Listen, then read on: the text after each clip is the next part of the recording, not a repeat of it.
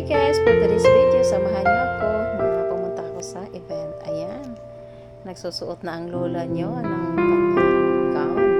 O, tingnan mo, nilakad. parang lola na talaga dyan.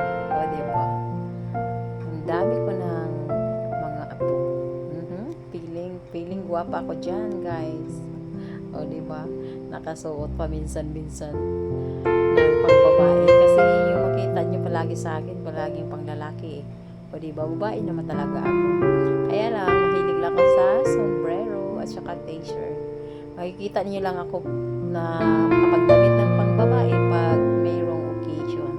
Ayan, na formal talaga. Babae talaga ang dating ko dyan. Ayan ang mga kumari ko dyan na dubol-dubol na.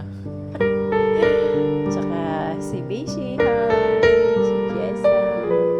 Ayan, ang aking anak si Jesus sa likuran ko. Ayan, ako nag-video-video lang ako dyan, guys. Waiting sa naghihintay ako. Kasi katatapos lang namin dyan kumain. Tsaka nag-picture taking na yung kinakasal. Tsaka nag-waiting na lang kami dyan para ready na umuwi. Ayan, naglalakad na kami, pauwi na kami.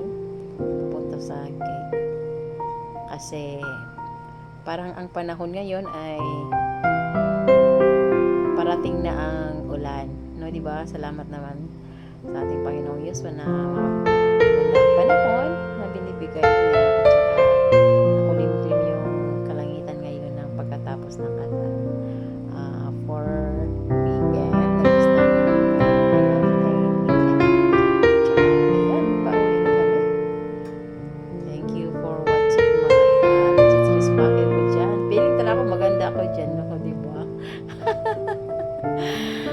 maganda talaga tayo mga babae pag maka-makeup, ano?